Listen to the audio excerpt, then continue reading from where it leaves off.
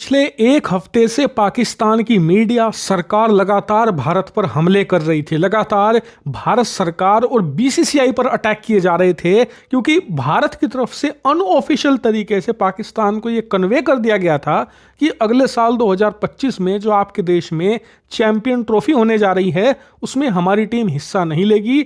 और इस बार जो हमने ये फैसला लिया है राजनीतिक कारण से नहीं लिया है, ना ही किसी और कारण से, ये सिर्फ और सिर्फ सुरक्षा का मामला है। सुरक्षा कारणों से हमारे खिलाड़ी आपके देश में नहीं आ सकते। लेकिन पाकिस्तान की मीडिया इंटरनेशनल लेवल पर चली गई, अलग अलग जगह के एक्सपर्ट्स को बुलाकर भारत को बदनाम करने की कोशिश करी कि भारत हमारी तरक्की से जल रहा है, हमारे देश में इतना बड़ा टूर्नामेंट है और उसमें भारत पार्टिसिपेट ना करके उसे फ्लॉप करना चाहता है, ये भारत की साजिश है। लेकिन आज पाकिस्तान को ये समझ में आ चुका है कि उसे भारत पर पत्थर नहीं फेंकने चाहिए थे क्योंकि उसके घर खुद के कांच के बने हुए हैं। आप अपनी स्क्रीन पर देखिए, अब से कुछ ही घंटे पहले रिपोर्ट निकलकर सामने आ चुकी है जिसमें पाकिस्तान के क्वेटा के अंदर मौजूद एक रेलवे स्टेशन पर जबरदस्त आत्मघाती हमला हुआ है। और इस हमले में अभी तक की जो रिपोर्ट है 26 से ज्यादा लोग मारे जा चुके हैं और सैकड़ों की संख्या में लोग घायल हुए हैं। और जो हमला हुआ ना, उससे मात्र 10 सेकंड पहले का मैं आपको वीडियो फुटेज दिखा रहा हूं। हमले का भी है मेरे पास लेकिन वो नहीं दिखा सकता यूट्यूब की पॉलिसीज की वजह से। लेकिन उस रेलवे स्टेशन की जो 10 सेकंड पहले की पूरी फुटेज है ना, उसका मैं स्क्रीनशॉट आपको दिखा रहा हूं। सीसीटीवी फुटेज की स्क्रीनशॉट है, आप देखिए।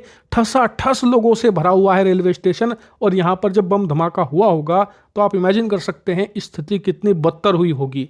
तो जब पाकिस्तान की रेलवे स्टेशन जो कि इतने व्यस्त हैं, इतने बड़े शहर में मौजूद हैं, वहां पर पाकिस्तानी पुलिस और स्पेशल फोर्स के जवान तैनात हैं सुरक्षा के लिए। इतना ही नहीं, ये भी बताया जा रहा है कि स्पेशल अरेंजमेंट सिक्योरिटी के थे इस पर, उसके बावजूद सुरक्षा में चूक हुई और जो हमलावर था वो अपना काम करने में सक्षम हो गया।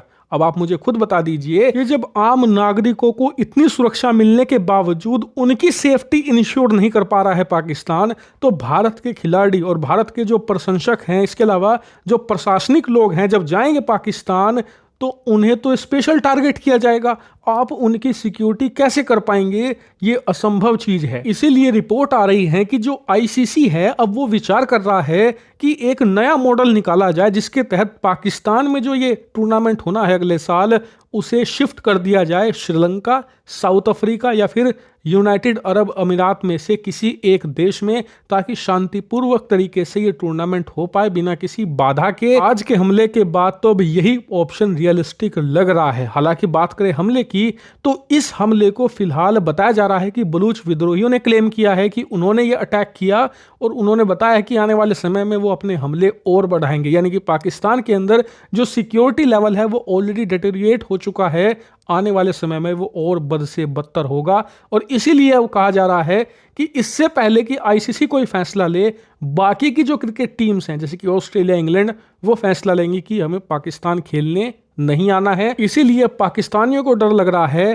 कि पिछले 10-12 सालों में उनके पूरे देश में आज तक जितने भी इवेंट हुए हैं उसमें ये सबसे बड़ा था। पाकिस्तान की छवि बहुत ज़्यादा चमकने जा रही थी इससे, और पाकिस्तान की इमेज जो बन गई थी एक अनसिक्योर नेशन की, इस टूर्नामेंट के बाद वो थोड़ी बेहतर हो जाती। लेकिन फिलहाल ये टूर्नामेंट उन्हें और बद से बदतर हालात में ले जाता दिख रहा है। और मुसीबत ये है कि इस टूर्नामेंट के लिए इन्होंने अपने कई सारे स्टेडियम को रेनोवेट करने में अरबों रुपए खर्च कर दिए हैं, वो भी मिट्टी में मिल जाएंगे।